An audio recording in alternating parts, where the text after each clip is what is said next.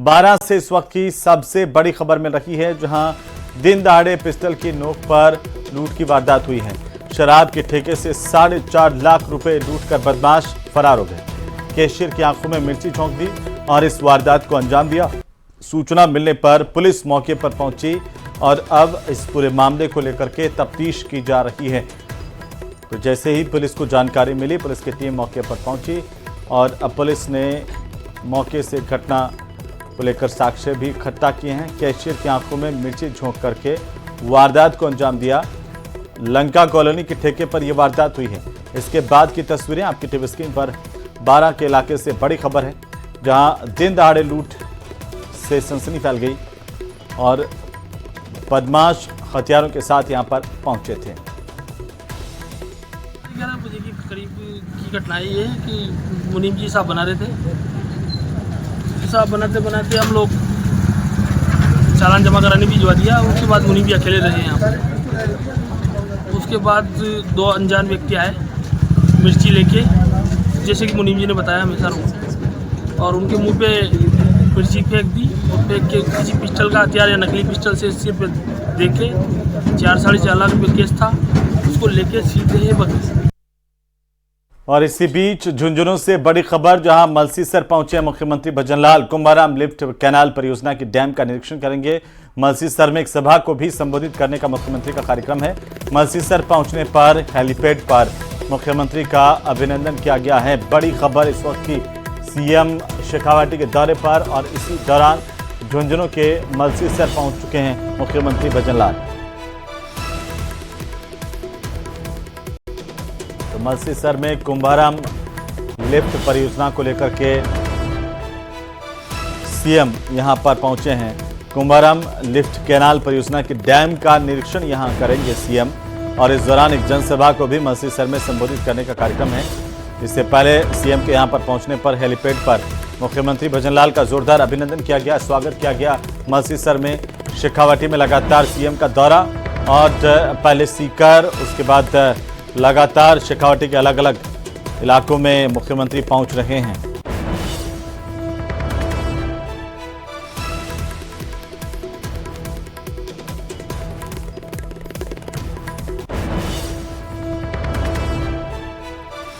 और इसी बीच दौसा के बावनपाड़ा इलाके में गांव में शहीद कमलेश कसाना की मूर्ति अनावरण कार्यक्रम का आयोजन किया गया। इस कार्यक्रम में प्रदेश की सरकार के गृह राज्य मंत्री जवाहर सिंह बेढम भी पहुंचे। कार्यक्रम में शहीद कमलेश कसाना की मूर्ति का अनावरण किया गया।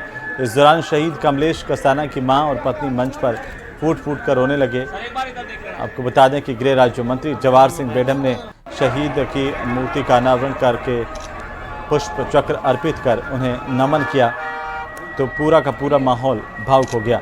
कार्यक्रम के बाद गृह राज्य मंत्री ने मीडिया से बातचीत की और इस दौरान उन्होंने मंत्रिमंडल विस्तार की अटकलों को लेकर अनभिज्ञता भी जताई। वहीं सवाई माधोपुर में महिला के पैर काटकर चांदी के कड़े लूटने और हत्या करने के मामले में आरोपियों पर कठोर कार्रवाई की बात कही है।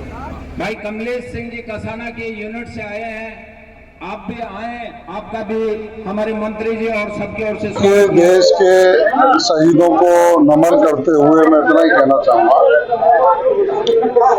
जो भी सैनिक हमारे देश की सेवा में लगे हुए हैं, उनका त्याग, तपस्या और समर्पण इस देश के विकास और देश की सुरक्षा में बहुत बड़ा उनका योगदान है। मैं तो स्वयं गौरवान्वित हूँ कि ऐसे सैनिक की मूर्ति का अनावरण मेरे हाथों से करवाया, जिसने देश की सेवा में अपने प्राण न्यौछावर किए हैं। श्री गंगानगर से बड़ी खबर, जहां बीजेपी के पूर्व सांसद सुमेधानंद सरस्वती का बड़ा बयान सामने आया है कि सरकार ने संवैधानिक दायरे में रहकर के वक्फ बोर्ड में संशोधन किया है। वक्फ संशोधन से आम मुसलमान का भला होगा। और आपको बता दें कि यह भी कहा पूर्व सांसद ने कि कुरान शरीफ में संपत्ति को खुर्द करना हराम माना गया है। कुरान शरीफ मैंने पढ़ी है, साफ लिखा है कि खुदा की संपत्ति को खुर्द करने वाला व्यक्ति हरामी होता है, उसको हराम कहा गया है। तो ये मुस्लिम होकर के बोर्ड में लोग, और जिन लोगों ने भगवान के लिए, खुदा के लिए, अल्लाह के लिए संपत्ति दे दी, उसको खा रहे हैं, तो हरामी है कि नहीं? उनका क्या इलाज? कुरान शरीफ के हिसाब से तो उनको सरेआम कत्लेआम किया जाना चाहिए। जो खुदा की संपत्ति को खुर्द-बुर्द कर रहे हैं। लेकिन हमने इस कानून में ऐसी बात नहीं कही, क्यों? हम भारतीय संविधान के दायरे को मानते हैं। हम भारतीय संविधान की बात करते हैं। भारतीय संविधान में के हिसाब से इस संपत्ति को खुर्द-बुर्द हम नहीं होने देंगे, इसलिए 2 स्पेशलिस्ट उसमें रहेंगे। और इसी बीच डूंगरपुर से बड़ी खबर सामने आ रही है, जहां पंचायतों का पुनर्गठन करने के बाद अब आपत्तियां और विरोध के स्वर उठने लगे हैं। जिले की भूजातों का ओडा पंचायत के राजस्व गांव कालूगा गामड़ा के ग्रामीणों ने कलेक्ट्रेट पर धरना दिया, प्रदर्शन किया। इस दौरान ग्रामीणों ने कालू गामड़ा गांव को नव सृजित गेहूंवाड़ा पंचायत में शामिल नहीं करके भूजातों का ओडा पंचायत में ही यथावत रखने की मांग की है। हाल ही में हुए पंचायत पुनर्गठन में कालू गामड़ा गांव को भूजातों का ओडा पंचायत से निकाल के 5 किलोमीटर दूर गेहूंवाड़ा पंचायत में शामिल कर दिया गया, जबकि पंचायत ने ग्राम सभा में कालू गामड़ा को भूजातों का ओडा में रखने का प्रस्ताव भी दिया। पंचायत भोजाता काउडा का जो राजस्व गाँव है कालू गामड़ा, उसको गेहूंवाड़े में नवसृजित पंचायत बनाई जा रही है, उसमें सम्मिलित किया जा रहा है जोर जबरदस्ती से। लेकिन हमारे गांव का ये आम जनताओं का विरोध है, वो जाना नहीं चाहते। और हमने पूर्व में पंचायत सर्कल में एक ग्राम सभा प्रस्ताव के माध्यम से हमने निर्णय लिया है, सर्वसम्मति से निर्णय लिया है कि हमारी वर्तमान की जो ग्राम पंचायत भोजाता काउडा है उसमें हम यथावत रहना चाहते हैं। हम किसी प्रकार की दूसरी नवसृजित पंचायत बन रही है उसमें नहीं जाएंगे, क्योंकि हमारे वर्तमान की जो ग्राम पंचायत कालू गामड़ा है और जो वर्तमान की हमारे राजस्व गाँव कालू गामड़ा है, उसमें पंचायत का मुख्यालय भी है, आंगनबाड़ी भी है, स्कूल भी है, सारी सुविधा उपलब्ध है। इस वजह से हम दूसरी पंचायत में नहीं जाएंगे। गर्मी के दिनों में पेयजल किल्लत की लगातार प्रदेश भर के अलग अलग जगहों से खबरें आ रही हैं और इसी बीच परेशान बारां के जलवाड़ा पंचायत के लोगों ने कलेक्ट्रेट पर जोरदार प्रदर्शन किया है। ग्रामीण खाली मटकियां लेकर जिला कलेक्ट्रेट पहुंचे और प्रदर्शन करते हुए नारेबाजी की। ग्रामीणों का कहना है कि गांव में लगी बोरवेल के सूखने से गांव में पानी का संकट गहरा गया है, लेकिन ना तो सरकार सुन नहीं रही है, ना ही प्रशासन। लोगों को 2.5 से 3 किलोमीटर दूर जाकर पानी लाना पड़ रहा है और उन्होंने अब कलेक्ट्रेट पर पहुंचकर के पानी की गुहार लगाई है। खाली घड़ों के साथ लोग यहां पर पहुंचे थे। मांग की है कि जल्द ही उन्हें पेयजल उपलब्धता सुनिश्चित की जाए, क्योंकि सरकार के दावे हैं कि कहीं पर भी पानी की कमी नहीं होने दी जाएगी। लेकिन ये तस्वीरें बता रही हैं बारां के इलाके की कि यहाँ पर लोगों की सुनवाई नहीं हो रही है, ना ही लोगों को पेयजल नसीब हो रहा है।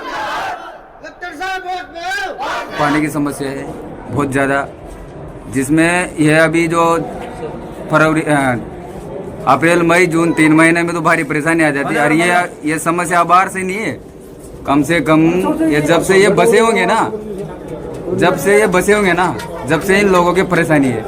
और बहुत ज़्यादा परेशानी आती है। बेचारे 3 किलोमीटर दूर से पानी लेकर आते हैं और मजदूर वो रखे हैं, सुबह मजदूरी करने जाए, अगर मजदूरी करने नहीं जाए तो खाएंगे क्या ये लोग। और इसी बीच बड़ी खबर दौसा से, जहां पर दौसा विधायक दीनदयाल बैरवा को फोन पर धमकी दी और गालियां देने के ऑडियो वायरल होने के बाद भी आरोपियों की अभी तक गिरफ्तारी नहीं हुई है। और ऐसे में इन आरोपियों की गिरफ्तारी की मांग को लेकर आज आक्रोशित कांग्रेस कार्यकर्ताओं ने जोरदार प्रदर्शन किया कलेक्ट्रेट पर। दौसा कलेक्ट्रेट के बाहर कांग्रेस पार्टी की तरफ से विरोध प्रदर्शन किया गया। इस दौरान कुछ महिलाएं कलेक्ट्रेट के गेट पर चढ़कर नारेबाजी करने लगी और इस दौरान कांग्रेस के नेताओं ने मांग की कि आरोपी को जल्द से जल्द गिरफ्तार किया जाए, नहीं तो कांग्रेस पार्टी आंदोलन को और तेज करेगी। डीसी जी जिसको मारने की धमकी दे रहे हैं और आज कम से कम 8-10 दिन हो गए, लेकिन वो गिरफ्तार नहीं कर रहे हैं अपराधियों को। तो ऐसा नहीं होना चाहिए। ये तो एमएलए जी है, लेकिन एक आम आदमी के साथ में भी ऐसा होता है तो बहुत गलत है। उधर कोटा राष्ट्रपति जेडी वेंस 3 दिन के दौरे पर आज रात जयपुर पहुंचेंगे। 24 अप्रैल तक जयपुर में रहेंगे उपराष्ट्रपति जेडी वेंस और यहां पर उनके स्वागत सत्कार के लिए माकूल इंतजाम किए गए हैं। तैयारियां पूरी कर ली गई हैं। जवाहरलाल नेहरू मार्ग से यानी कि जेएलएन मार्ग से उपराष्ट्रपति जेडी वेंस का जो काफिला है वो गुजरेगा। सीधा एयरपोर्ट से जवाहरलाल नेहरू मार्ग होते हुए ये काफिला यहां पर जाएगा और इसे लेकर आज रात 9 से 10 बजे तक जेएलएन मार्ग पर वाहनों की एंट्री को बंद कर दिया गया है, क्योंकि अमेरिकन उपराष्ट्रपति का दौरा है। जयपुर में घूमने के दौरान ट्रैफिक को जरूरत के हिसाब से भी डाइवर्ट किया जाएगा। आमिर महल, परकोटे में अन्य जगहों पर घूमने के दौरान ट्रैफिक को डाइवर्ट किया जाएगा और इसके चलते कुछ लोगों को परेशानी उठानी पड़ सकती है। 23 अप्रैल को उपराष्ट्रपति जेडी वेंस जयपुर से आगरा जाएंगे। इस दौरान होटल रामबाग से एयरपोर्ट के रूट पर ट्रैफिक को डाइवर्ट किया जाएगा। जयपुर में सुरक्षा में लगभग 2000 पुलिसकर्मियों की तैनाती की गई है, जो उपराष्ट्रपति की सुरक्षा को मुकम्मल करेंगे। वहीं जयपुर कमिश्नरेट के तमाम अफसरों को सुरक्षा के इंतजाम में लगाया गया है। सुरक्षा में करीब 8 IPS अधिकारी, 40 ACP, 300 इंस्पेक्टर भी लगाए गए हैं।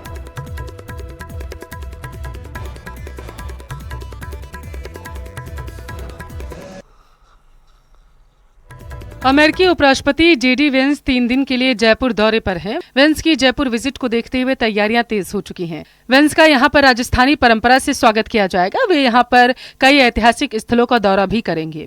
इस दौरान आमेर महल के जलेब चौक पर उनका स्वागत हाथी, चंदा और पुष्पा की ओर से किया जाएगा, जिसके लिए पुष्पा और चंदा ने रविवार को स्वागत का रिहर्सल भी किया है। दोनों हाथियों को चांदी के हौदे और ज्वेलरी से सजाया जाएगा। वेंस के स्वागत सत्कार में रत्ती भर की भी कोई चूक न रह जाए, इसके लिए आमेर फोर्ट पर पुलिस और प्रशासन के साथ पुरातत्व विभाग की ओर से यहां रिहर्सल की गई है। यह रिहर्सल आमेर फोर्ट के जलेब चौक से फोर्ट के अंदर विजिट रूप तक किया जाएगा। अमेरिकी उपराष्ट्रपति वेंस जयपुर दौरे के दौरान कई बड़ी हस्तियों से मिलेंगे। सुरक्षा एजेंसी ने सभी मिलने वालों का RT-PCR करना अनिवार्य किया है। मिलने वालों को बहुत कम समय के लिए उनके पास रोका जाएगा। तो उधर सवाई माधोपुर में बागिन T-84 एरोहेड के फीमेल शावक के हमले में 16 अप्रैल को 7 साल के कार्तिक सुमन की मौत हुई थी। इसके बाद सवाई माधोपुर के लोगों में गहरा आक्रोश व्याप्त हो गया। इसी कड़ी में सोमवार को सर्व समाज की ओर से कार्तिक सुमन की अस्थियों के साथ प्रदर्शन किया गया है। इसके अलावा जिला कलेक्टर को ज्ञापन दिया गया। ज्ञापन में कार्तिक के पिता को 50 लाख रुपए का मुआवजा, सरकारी नौकरी, 10 बीघा जमीन देने की मांग की गई है। वहीं इसी के साथ ही गांव में PM आवास योजना के तहत गांव में पक्का मकान बनवाकर सरकार दे। प्रदर्शनकारियों का कहना है कि जब तक उनकी मांगे नहीं मानी जाएगी तब तक कार्तिक की अस्थियों को गंगा में विसर्जित नहीं करेंगे। और इसी तरह रोजाना हमारे ये मांगे कार्तिक सैनी के परिवार को 50 लाख रुपए का मुआवजा, एक गवर्नमेंट नौकरी और 10 बीघा जमीन। और ये सर्व समाज की ये मांग है कि कार्तिक के नाम से गणेश धाम शेरपुर से लेकर और गणेश धाम तक कार्तिक के नाम से कॉरिडोर बने। सर हमें मतलब 51 लाख रुपए नगद केस और मेरे भाई को एक सरकारी नौकरी 50 लाख रुपए मिलना चाहिए। और आगे जो वो आए उसी के साथ नहीं होना चाहिए। अस्थियां जब विसर्जन करेंगे, क्योंकि जो आज कार्तिक के साथ वो आए आगे चल के ऐसी घटना किसी के साथ नहीं हो। हमारी डिमांड है 50 लाख रुपए नगद और उनके परिवार से किसी एक को सरकारी नौकरी मिले।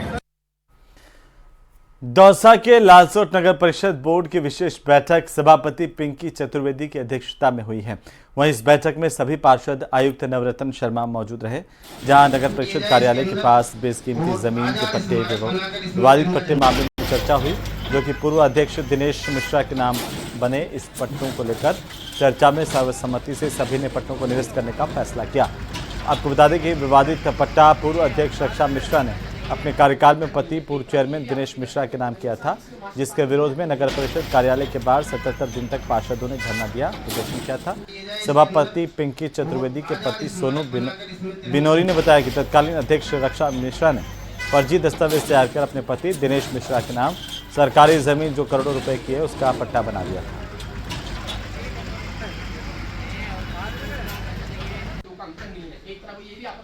समिति ने सारे तथ्य जो थे वो लेखबद्ध किए, विधिक राय भी हमने उस पर प्रकरण पर पूरे सारे लिए। और तो पूरी कमेटी ने अपना उनका ये फंडिंग दी कि ये पट्टा मास्टर प्लान के विपरीत दिया गया, OCF में होते हुए दिया गया, नगर पालिका का अवापशुदा जमीन होते हुए भी नगर पालिका की कब्जेशुदा में अवापशुदा और कब्जेशुदा जमीन का पट्टा दिया, जो नियमों के विरुद्ध है। उसको फंडिंग पूरी कमेटी ने बोर्ड के समक्ष रखी, अपने सारे तथ्यों को और विभिन्न न्यायालयों के निर्णयों को दृष्टिगत रखते हुए अपनी अनुशंसा रखी बोर्ड के समक्ष। माननीय निदेशक महोदय की निर्णय की अनुपालना और बोर्ड में आप सब उपस्थित थे। माननीय बोर्ड ने लगभग सारे से जो सदस्य उपस्थित सर्वसम्मति से जो कमेटी की फाइंडिंग थी उसको सहमति जताई और सर्वसम्मति से इस पट्टे को खारिज करने का निर्णय मंडल ने लिया। हम तो लड़ेंगे, इसको अच्छा गाँव की जमीन है, ये नहीं इनकी जगह पर। हम व्यक्ति विशेष से नहीं लड़ रहे थे किसी से, हम तो ये जमीन गांव की थी इसके लिए लड़ रहे थे। ये कोर्ट नहीं है, सुप्रीम कोर्ट तक भी जाएंगे तो हम इसके लिए लड़ेंगे। 1989 से 65 से लालसोट के पहले हमारे बुजुर्ग लड़ते थे इस लड़ाई को, इस जमीन के लिए। ये 1962 से लगातार फर्जी डॉक्यूमेंट्स तैयार करते आ रहे हैं और धन्यवाद है इस गांव की जनता को जो 1962 से आज 2025 तक इनसे लड़ती हुई आ रही है लगातार। तो वहीं अंतर्राष्ट्रीय हिंदू परिषद और राष्ट्रीय बजरंग दल का शौर्य प्रशिक्षण वर्ग का आयोजन माउंट आबू में किया जा रहा है। इसके समापन समारोह में शामिल होने के लिए अंतर्राष्ट्रीय हिंदू परिषद के अध्यक्ष डॉक्टर प्रवीण तोगड़िया जोधपुर पहुंचे और इस दौरान तोगड़िया ने कहा कि जनसंख्या नियंत्रण पर कानून बनाने की मांग है उनकी और कहा कि सरकार अगर कानून बनाने में विफल रहती है तो 3 बच्चे हिंदू सच्चे का अभियान शुरू कर चुके हैं, इसे और तेजी से चलाया जाएगा।